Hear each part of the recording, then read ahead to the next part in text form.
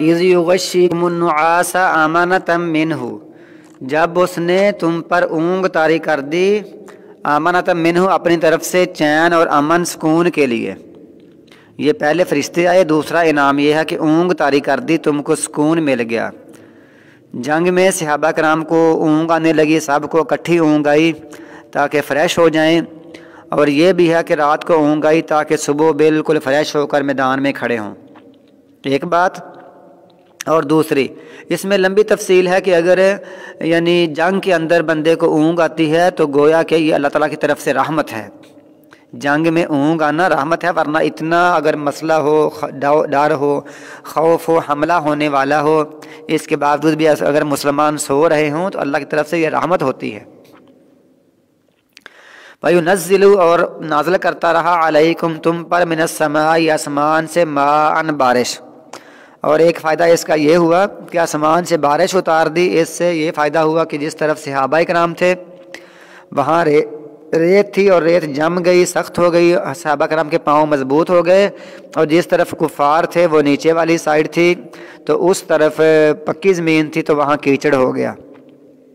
تو یہ تیسری یہ اللہ کی خاص مہربانی تھی تم پر کہ اس نے بارش اتار دی، لیطہرکم بہ، تاکہ وہ تم کو اس کے ساتھ پاک صاف کر دے۔ اگر جو تم پر گندگی لگی ہوئی ہے یا تھکاوٹ ہے یا سب کچھ ہے، بارش اتاری تو تمہارے جسم بڑے فریش ہو گئے، دماغ، صحت اور آنکھیں، منظر آپ کو بالکل ٹھیک ہو گیا تو آپ کو پاک کر دے۔ وَيُذْهِبَ عَنْكُمْ رِجْزَ الشَّيْطَانِ، اور تم سے رہ جائے شیطان کی پلیدگی۔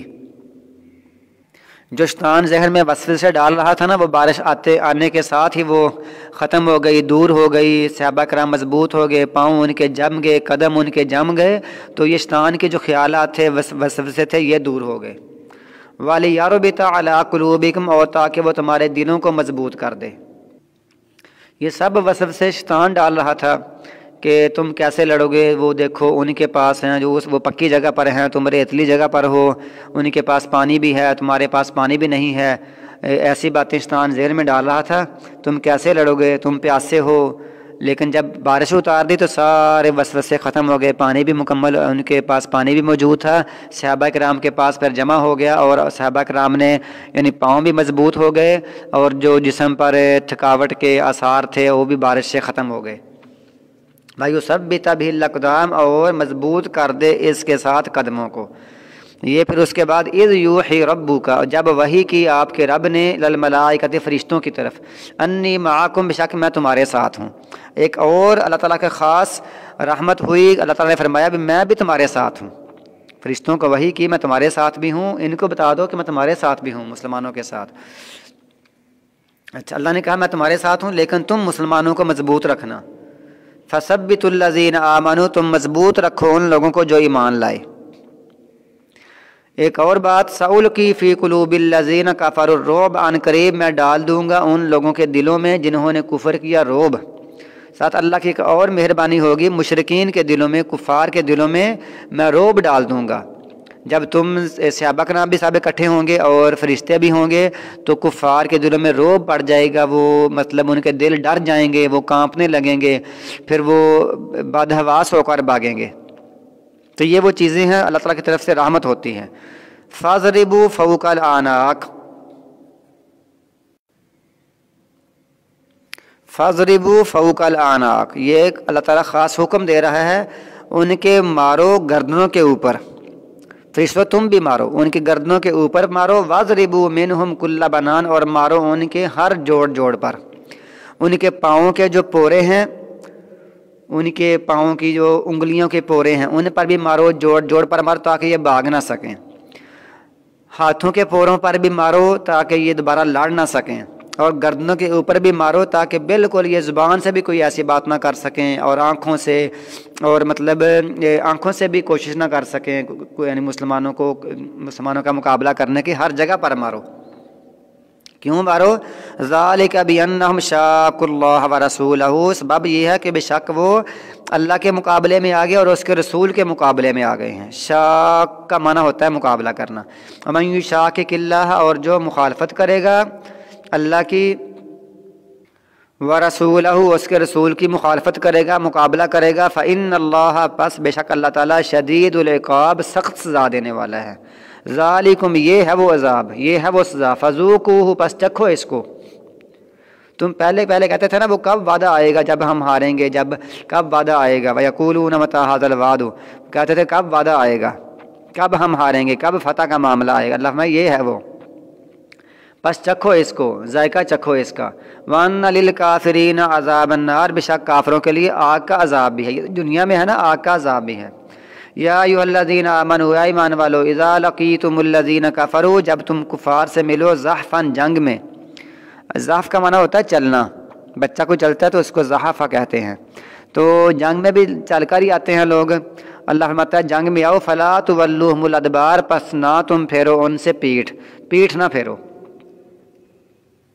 وَمَن يُوَلِّهِمْ اور جو ان سے پیٹھ پھیر لے گا یومئذ اس دن دبرہ اپنی پیٹھ پھیر لے گا تو کیا ہوگا، تو آگے یہ ہے فقد باء بغضب من اللہ تو وہ لوٹے گا اللہ کے غصے کے ساتھ، وہ اللہ کی طرف سے غصے کے ساتھ لوٹے گا جو جنگ سے منہ پھیرے گا۔ ایک بات وَمَأْوَاهُ جہنم اور اس کا ٹھکانہ جہنم ہے، وَبِئْسَ الْمَصِيرُ اور بہت برا ٹھکانہ ہے۔ جو اپنی پیٹھ کو جنگ سے پھیرے گا تو وہ اللہ کا اس پر غضب ہوگا، اس کا ٹھکانہ جہنم ہوگا اور وہ بہت برا ٹھکانہ ہے۔ لیکن الا متحرفا لقتال او متحیزا الی فئۃ دو طرح بندہ اپنی پیٹھ پھیر سکتا ہے۔ وہ دو طریقے کون سے ہیں؟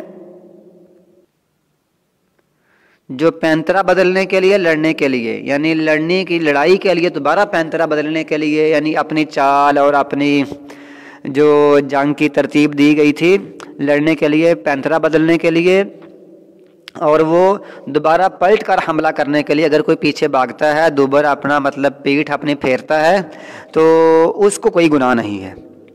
متحرف لقتال ایک نئے سسٹم سے، ایک نئے ایکشن سے حملہ کرنے کے لیے، اور او متحیزا الی فئۃ یا ملنے کے لیے اپنی جماعت سے، یا اس کی جماعت پیچھے ہے، اپنی جماعت سے ملنے کے لیے، اپنی جماعت کی طرف پناہ لینے کے لیے وہ آتا ہے تو اس کو کوئی گناہ نہیں ہے۔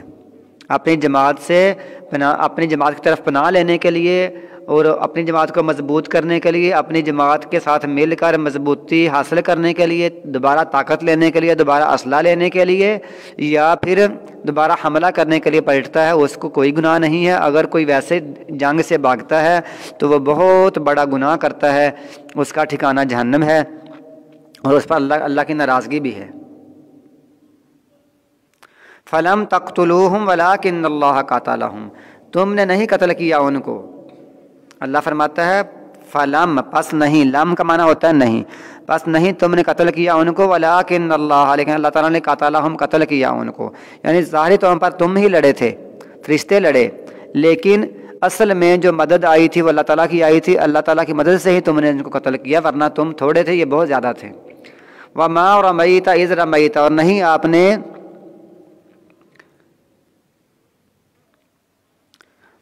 آپ نے مٹی کی مٹھی پھینکی، مٹھی ہاتھ میں اٹھا کر پھینکی، آپ ظاہری طور تو آپ نے پھینکی۔ وما رمیت اور نہیں آپ نے پھینکی جب آپ نے مٹی کی مٹھی پھینکی، ولکن اللہ رما لیکن اللہ تعالیٰ نے اس کو پھینکا تھا۔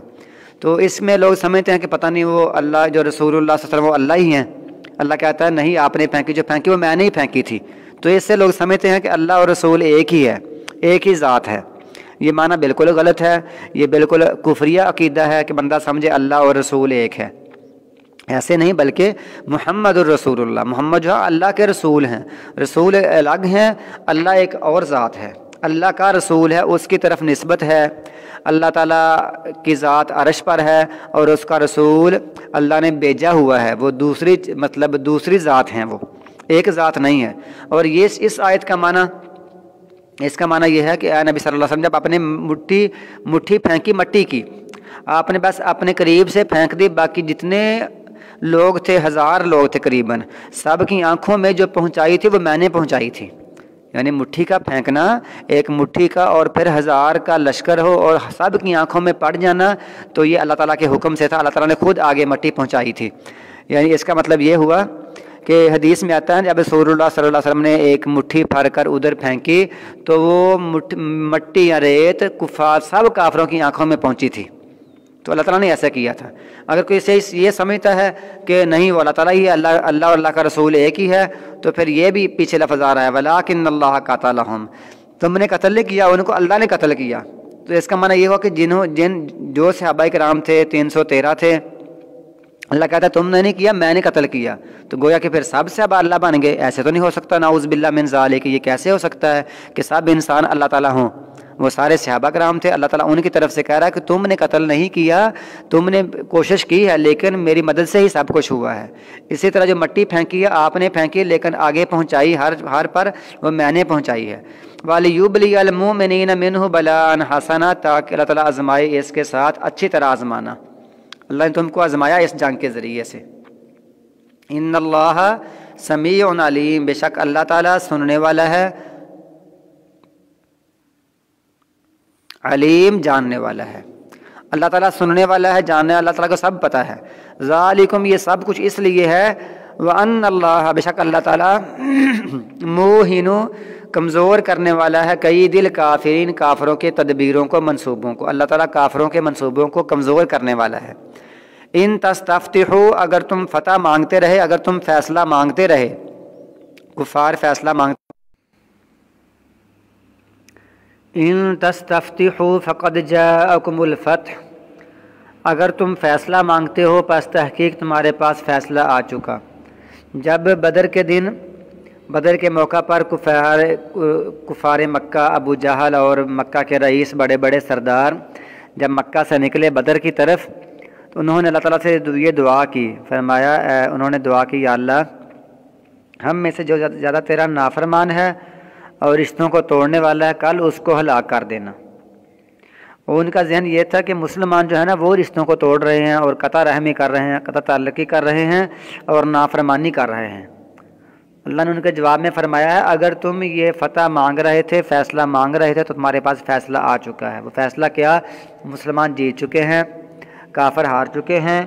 بدر میں مسلمانوں کا فتح حاصل ہوئی ہے، تو گویا کہ فیصلہ یہی ہے کہ مسلمان سچے ہیں اور تم جھوٹے ہو.